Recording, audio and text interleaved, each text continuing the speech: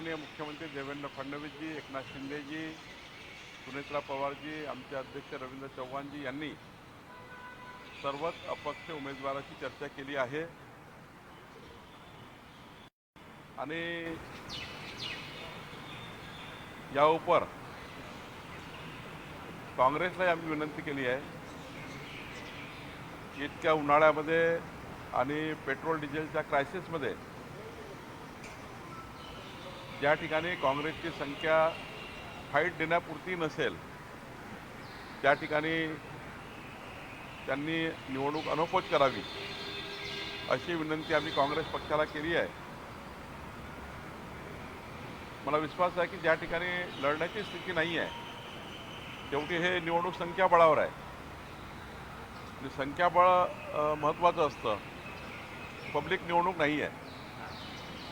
ज्या पक्षाचे जेवढे सदस्य त्या पक्षाचा विजय आणि त्यामुळे चित्र स्पष्ट आहे। काही ठिकाणी नागपूरमध्ये स्पष्ट आहे, भंडाऱ्यामध्ये स्पष्ट आहे, चंद्रपूरमध्ये स्पष्ट आहे, अमरावतीत स्पष्ट चित्र आहे।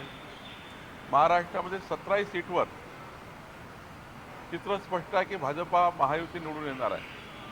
अशावेळी मात्र ठीक आहे, पक्षाची भूमिका असतं, पण संख्याबळाचा विचार केला आणि पेट्रोल डिझेलचा क्रायसिस केला, काशीचा विचार केला तर निवडणुका होणे असं मला वाटतं। विदर्भात 5 विधानपरिषदेचे मतदारसंघ आहे, 5ही ठिकाणी अशा प्रकारची स्थिती संख्याबळ पाहायला मिळतं। त्यामुळे 5 मी तेच सांगतोय की संख्याबळ खूप जास्त आहे महायुतीकडे आणि निवडणुकीत काही तथ्य नाही आहे। त्यामुळे मला असं वाटतं की काँग्रेसने अजूनही विचार करावा 3 वाजेपर्यंत, ज्या ठिकाणी शक्य होईल त्या ठिकाणी परत घ्या। बोलणं सुरू आहे काँग्रेसच्या काही नेत्यांसोबत? काँग्रेसच्या मी सर्वच नेत्यांशी बोललो आहे आणि त्यांना विनंती केली आहे। निश्चितपणे काँग्रेस, उबाटा, शरद पवारजी सर्व विचार करतील आणि संख्याबळानुसार जर वागलं तर मला वाटतं की महाराष्ट्रामध्ये अनौपच होऊ शकतं। जळगावमध्ये बंडखोरी करणाऱ्या सेनेच्या रेश्मा काळे या सहलीला गेल्या, अगदी वेळेवर गेल्याची माहिती येते आहे। तेच सांगतो की आम्ही आमच्या अपक्ष उमेदवारांना कमी करायचा 3 वाजेपर्यंत सर्वच प्रयत्न करतो आहे।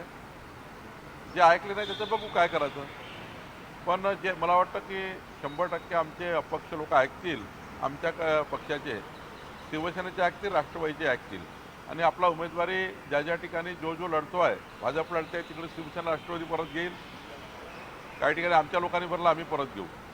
माननीय मुख्यमंत्री यांनी स्पष्ट निर्देश दिले आहे एकनाथजी, सुनेत्रा पवारजींनी की आम्ही सर्व महायुतीत लढून 17 जागा जिंकू। तेव्हा ते म्हणाले की आम्ही परत घेऊ जर सगळीकडे एकत्र चित्र झालं आपलीमध्ये। तुमचे कोणते मतदारसंघ की तिथे संख्याबळ बघता तुम्ही मागे हटायला तयार आहे? नाही, आम्ही कुठं हटणार नाही। 17 सीट भारतीय जनता पार्टी महायुती जिंकणार आहे। 17 सीटवर संख्याबळ आहे ना, कसं मागे येणार? समजा अपक्षांनी अर्ज वापस घेतले नाही तर कुठली कारवाई पक्षाकडून म्हणजे महायुतीकडून? त्या पक्षामधले आमचे पक्षाचे अध्यक्ष निर्णय करतील, त्या पक्षाचे नेते निर्णय करतील की अपक्ष उमेदवार वापस घेतला नाही तर त्या पक्षाचा अधिकार आहे। पण मला वाटत नाही की फार बंडखोरी वगैरे होईल, काही अपक्ष लढतील। तर अनेक ठिकाणचे बंड शमले, मात्र पुण्यामध्ये आणि नाशिकमध्ये अजूनही बंडखोरी होऊन जाईल। 3 वाजेपर्यंत आपल्याला स्पष्ट चित्र येईल की कोणीच बंडखोर नाही आहे। अब्दुल सत्तार हे काहीतरी नाराज पाहायला मिळतं। काही नाराज नाही, काल भेट घेतली त्याच्या मुलाने माघार नाही, कालच भेट झाली, माझी झाली। अब्दुल सत्तार अत्यंत आनंदी आहे। काही थोडा मनमुटाव असतात, काही मतभेद असतात, पण मनभेद नाही आहे। मतभेदापोटी काही स्टेटमेंट येतात बाहेर, त्यामुळे मला असं वाटतं याच्यामध्ये फार काही अब्दुल सत्तारजी हे सिस्टीमचे लीडर आहे, त्यांनी संघटनेची सिस्टीम पाडली आहे।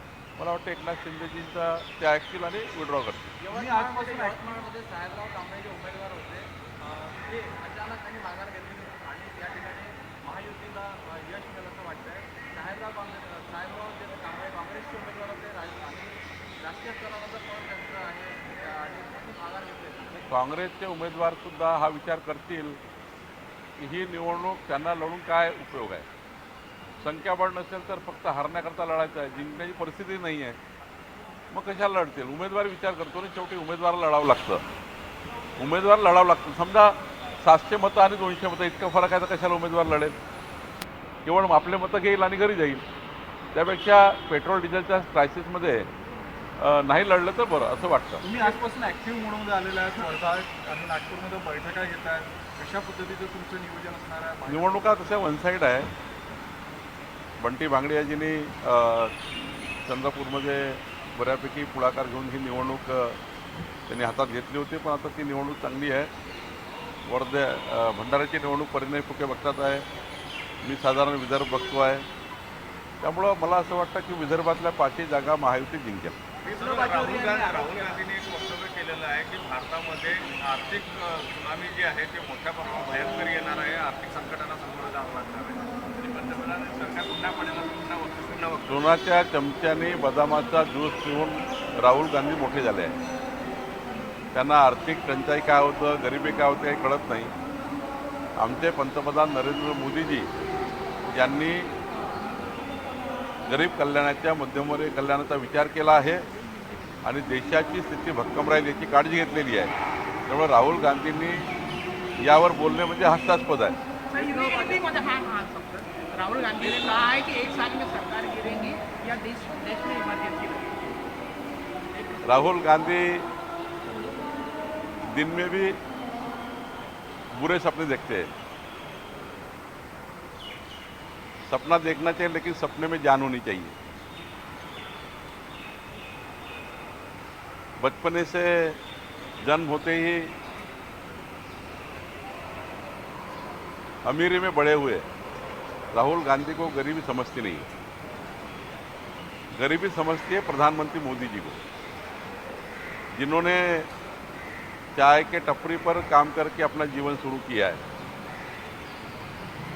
और गरीबी की चिंता मोदी जी ने की है गरीब कल्याण की योजना को लाकर.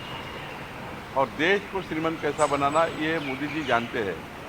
तो राहुल गांधी जी को विनती है, जब तक मोदी जी देश में हैं, प्रधानमंत्री है, हमारे संरक्षक है, तब तक राहुल गांधी को देश की चिंता करने की ज़रूरत नहीं. वो अपने परिवार की चिंता करे, पार्टी की चिंता करे और बहुत ज़्यादा ये भानगढ़ में नहीं रहे कि देश का क्या हो रहा है. सब अच्छा हो रहा है. वो अगर अकेले में बात करेंगे उनसे तो बोलेंगे सब अच्छा हो रहा है.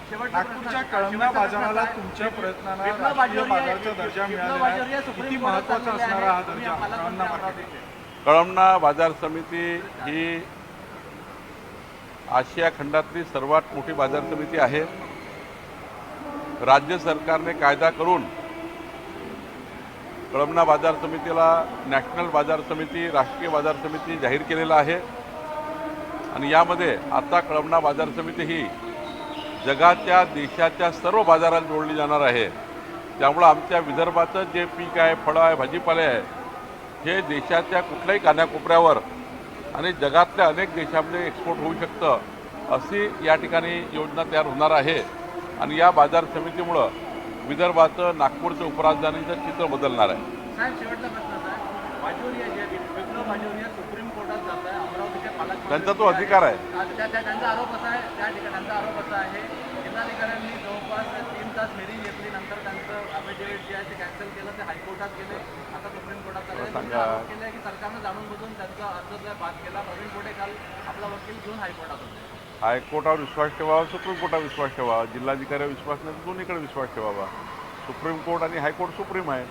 सुप्रीम कोर्ट जो निकाल देईल तो आम्हाला मान्य, म्हणजे आयोगाला मान्य असेल किंवा आयोग मान्य करतील. आरोप करणे योग्य नाही. आम्ही काही असं इंटरफरन्स केलं नाही.